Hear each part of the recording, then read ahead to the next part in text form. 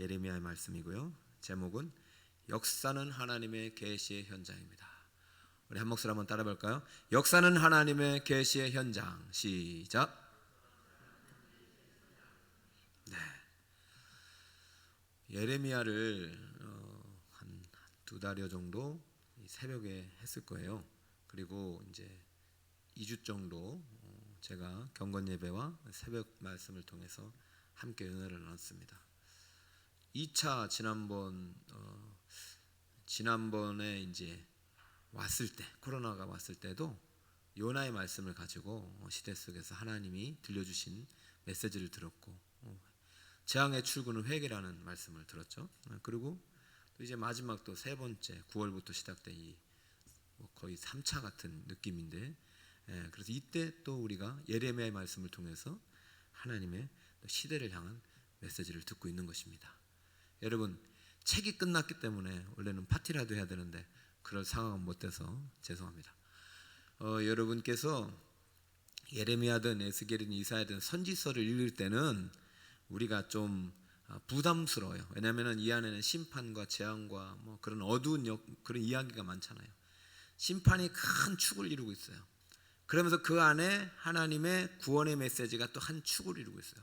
근데 심판 안에 구원이 담겨 있기 때문에 우리가 먼저 이 구원의 메시지를 들으려면 뭘 들어야 되냐면 심판의 메시지를 들어야 돼요. 그러니까 힘들어서 사실 뭐 평안하고 행복하고 잘 살 때는 이 선지서가 잘 안 들려요.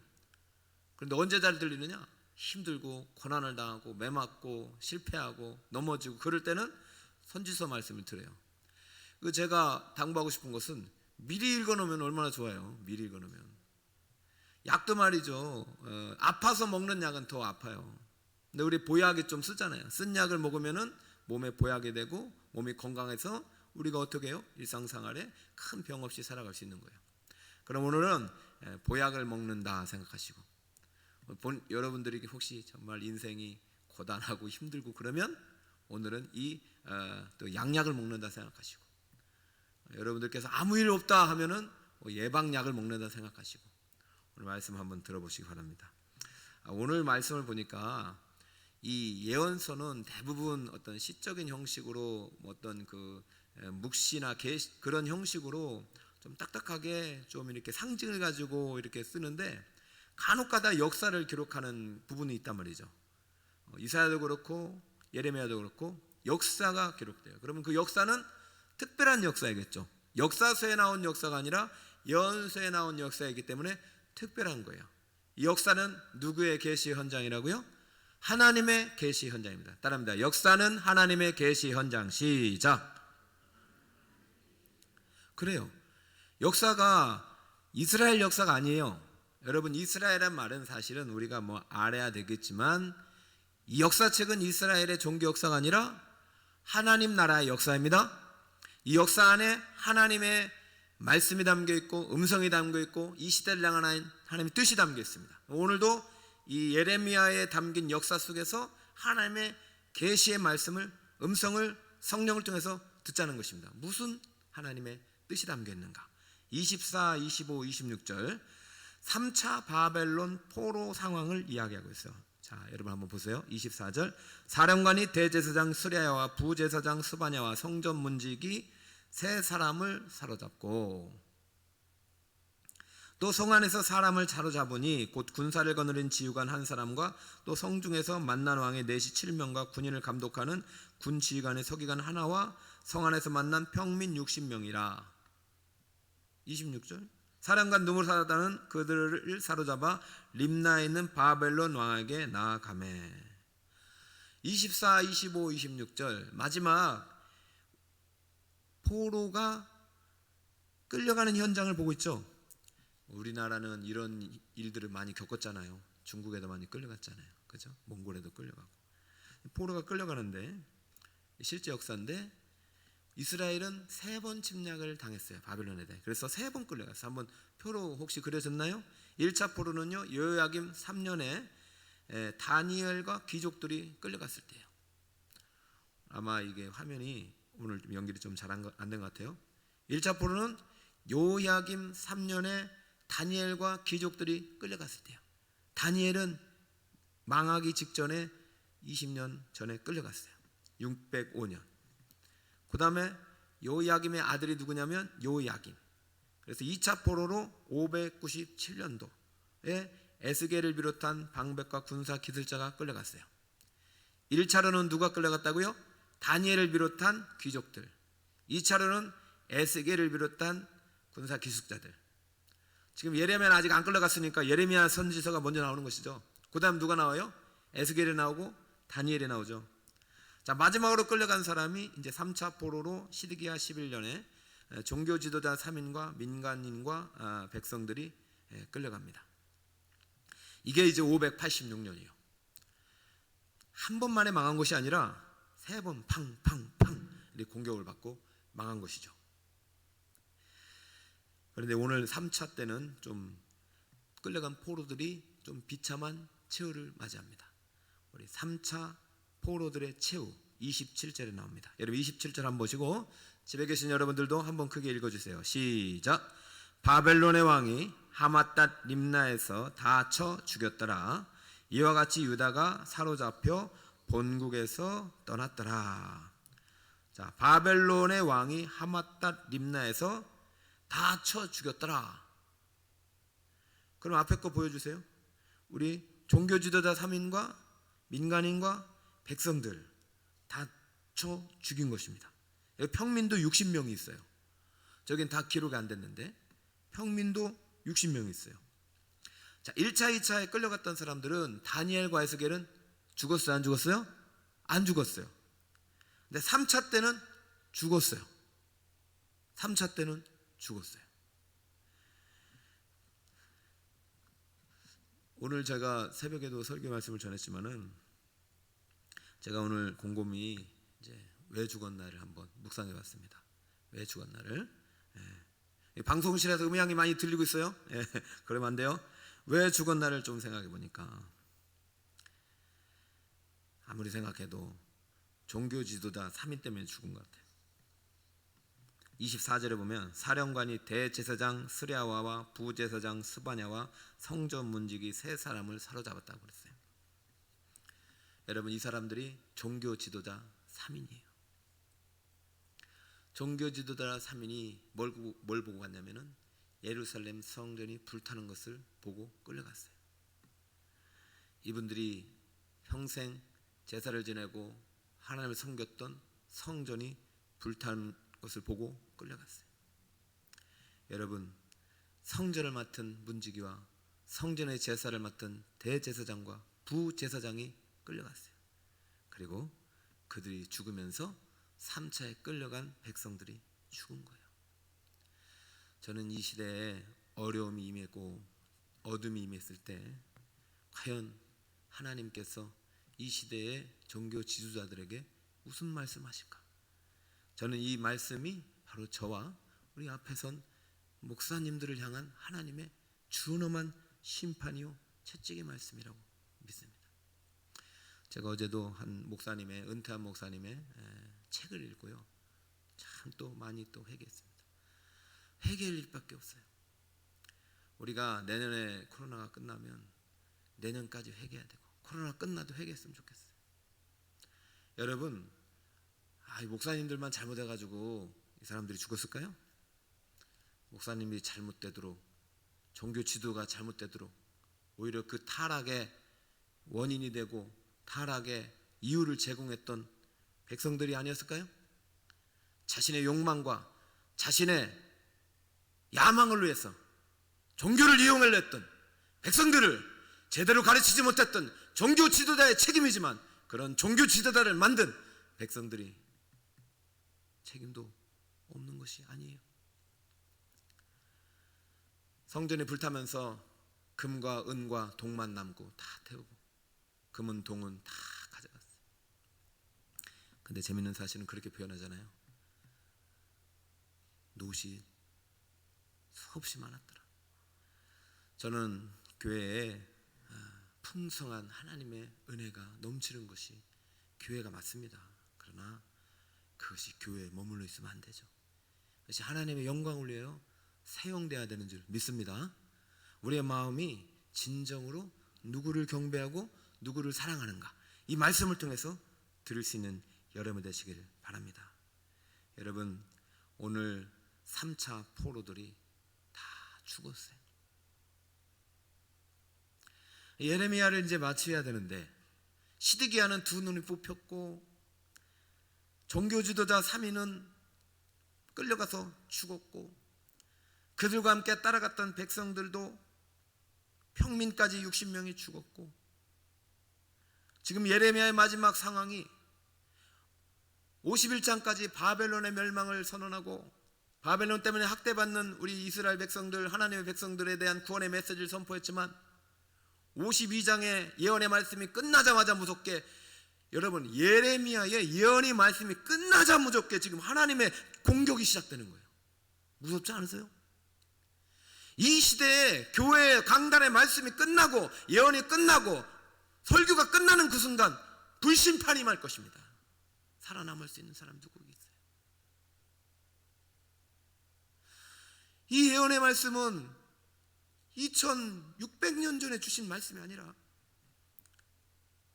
장차 재림의 그 심판의 마지막 날을 기다리고 있는 우리들에게 주신 말씀이고, 이 재앙의 말씀, 심판의 말씀에 담긴 구원의 메시지를 붙들지 못하면 우리 역시 이렇게 3차 포로의 종교 지도자들과 그 백성들과 같은 신분이 될 수밖에 없는 것이죠. 우리는 안전한 것인가? 우리 예수 믿으니까 괜찮고, 우리 교회 오니까 안전하고, 우리 하나님을 믿으니까 구원 받았어? 그렇다면 우리의 구원의 열매와 증거는 무엇이냐 말입니다. 오늘 하나님의 주어만한 심판 앞에 하나님은 우리에게 묻고 있는지 몰라요. 너희들의 구원받은 증거는 무엇이냐? 너희들의 증거는 보이는 성전이었더냐? 보이는 행위였더냐? 너희들의 진정한 구원의 증거가 이 세상에 너희들이 의지했던 우상이었더냐? 주님은 오늘도 예레미야를 통해서 묻고 있는 거예요.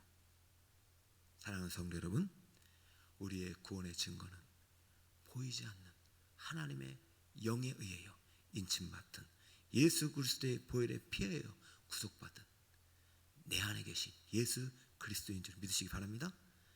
여러분, 예수님을 확인하시고 십자가를 확인한 사람은 이렇게 불타 죽지는 않죠. 저는 1, 2, 3차 세 번의 공격을 통해서 세 번의 기회를 주셨음에도 불구하고 오늘 이렇게 마지막 멸망을 당할 수밖에 없는 이 이야기 속에서 이 쓴 약을 먹으면서 과연 우리는 어떻게 해야 되는가? 이 쓴 약 안에 하나님이 다시 한번 담아놓은 그 보약, 우리를 살리는 그 안에 있는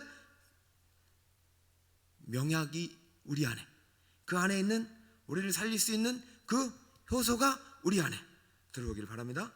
자, 여러분 무슨 말씀을 읽기를 원하냐면요, 31절을 같이 한번 읽어볼까요? 31절. 자, 이 쓴 약 안에 담긴 하나님이 우리에게 주실 우리를 살리는, 우리를 고치는 치료제가 31절에 있습니다. 여러분이 하나님 앞에서 어떠한 죄 앞에서 두려움 속에서 살아갈 수밖에 없는 그러한 삶의 현실이라면 31절을 먹으시기 바랍니다. 다 함께 한번 읽습니다. 시작. 유다왕 여호야김이 사로잡혀간 지 37년 곧 바벨론의 에윌무로닥 왕의 주기 원년 10주 달 25째 날 그가 유다의 여호야긴 왕의 머리를 들어주었고 감옥에서 풀어주었더라. 할렐루야. 여러분, 모든 선지자는요 재앙과 심판과 준엄한 어떤 그 채찍으로 시작하지만 모든 선지자는 희망과 구원과 하나님의 은혜로 마칩니다. 여러분들이 모든 성경은 하나님의 감동으로 되어 있기 때문에 그 안에는 하나님의 은혜가 담겨 있어요. 구속과 강이 있어요. 그러면 이 성경을 먹을 때 여러분 피상적으로 먹지 말고 정말로 이 뼛속 깊이 들어갈 수 있는 하나님의 그 진액을 먹어야 돼요. 31절에서 여러분은 어떠한 구원의 메시지를 들을 수 있습니까? 여기 보니까 우리가 낯익은 날짜가 나오네요. 에윌무리닥 왕 주기 원년 몇째 달? 10주 때 달 25째 날. 이게 무슨 날입니까? 우리가 알고 있는 크리스마스 날이 나오네요. 12월 25일. 아니 옛날에 예수님이 오시기 전에 우리 크리스마스를 지켰나? 우리가 크리스마스 성탄절의 교훈을 찾아보면요, 옛날에 그 이방 그 종교나 이런 어떤 이방 나라들이 지켰던 태양절의 절기하고 똑같아요. 그러면 25일부터 얘네들은 태양절, 태양신을 축제 섬기고 뭐 즐거워하는 그런 축제의 날이 시작되는 것이죠. 근데 하나님이 이 나라 이 땅의 이방인의 신전의 어떤 축제의 날을 누구의 날로 바꾸냐면 하나님의 거룩하신 하나님의 탄생으로 구원의 날로 바꾸시는 거예요.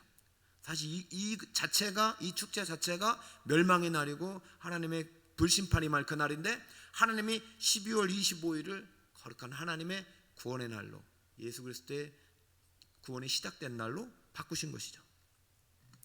근데 여기서 이제 이 첫 번째 해당이 되는 사람이 이제 누구냐면은 여호야긴 왕입니다. 여호야긴 왕이 누구냐면은요, 요시야의 아들 여호야김의 아들이에요. 그리고 요시야의 아들이 3명이 더 통치를 했어요. 그럼 요시야의 아들이 누구냐면 요아스가 먼저 통치했고, 그 다음에 여호야김이 했고, 그리고 나서 그 두 아들이 요시야의 아들이에요. 그런데 다 이제 바벨론 왕이 막 끌려가고 잡아가고, 그래서 그 다음에 여호야김의 아들 여호야긴이 한 거예요. 그러니까 요시야의 손자가 한 명 한 거죠.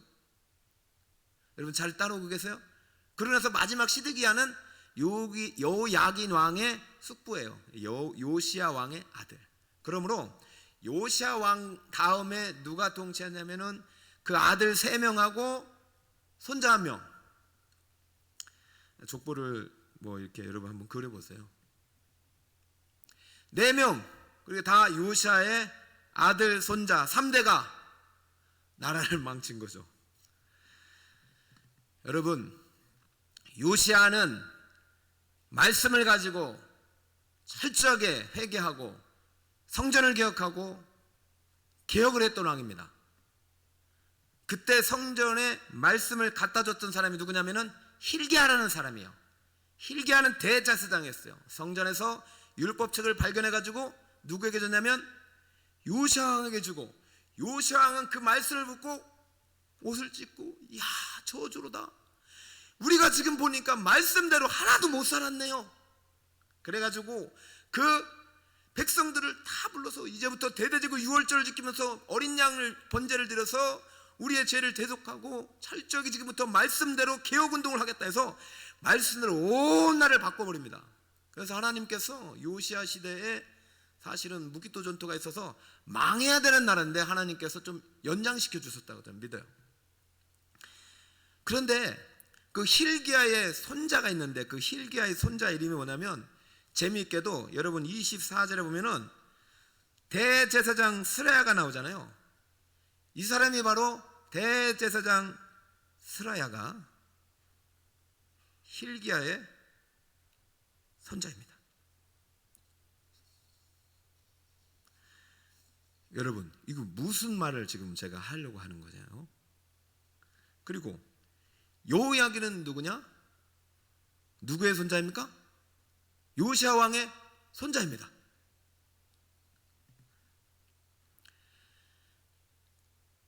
hil기야와 요시야는 같이 율법책을 발견해서 우리 합심해서 이 나라를 바로 세워보자 개혁했던 인물들이.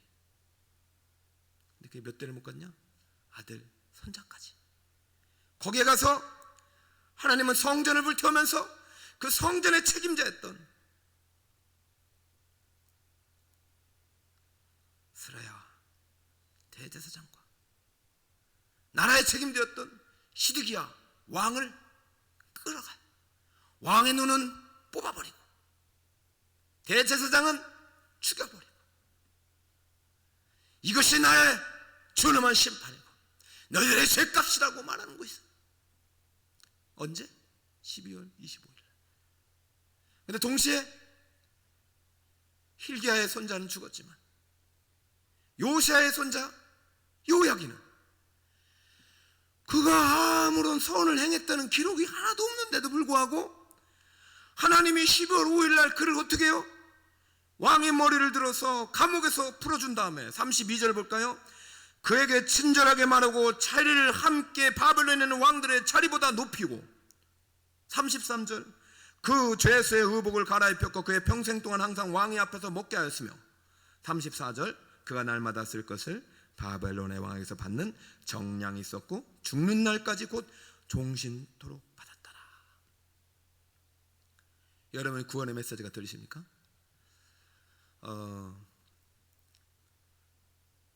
죽어야 될 여호야긴이 살았어요. 죽을 수밖에 없는 스라야는 죽었어요. 우리는 은혜로 구원받는 겁니다. 인류의 크리스마스 날은 어쩌면 우리가 축하하고 축복해야 될 날이 아니라 인류를 대속해 오신 예수 그리스도의 그 죽음을 기억하며 아파하고, 이렇게 죽음의 운명을 가지고 살아간 인류를 위하여 아파해야 될 날이면서, 동시에 그럼에도 불구하고 예수님 때문에 우리를 구원하신 하나님의 그 은혜를 찬송하고 경배해야 될 날인 줄 믿습니다. 구원은 이렇게 항상 양면성이 있는 거예요. 말씀드렸잖아요. 지옥이 있기 때문에 천국이 있는 것이고, 천국이 있기 때문에 지옥이 있는 거예요. 지옥에 있으면 천국이 천국인지 몰라요. 천국이 있으니까 지옥이 괴로운 줄 알죠. 지옥인 줄 아는 거예요. 오늘 이렇게 하나님은요, 심판의 현장에서 파격적인 구원의 은혜를 베푸시고 마지막 끝을 맺습니다. 종신토록 죽는 날까지 왕에게 받는 정량이 있었다.